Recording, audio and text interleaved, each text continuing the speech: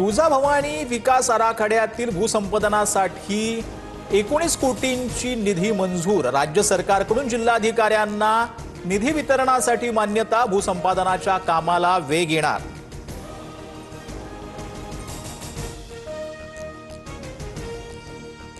देशभरासह महाराष्ट्रात दिवाळीचा मोठा उत्साह। नव्या वर्षाचा नवा संकल्प करत चैतन्यमय वातावरणात दिवाळी साजरी। दिव्यांच्या प्रकाशात आसमंत उजळून निघाला।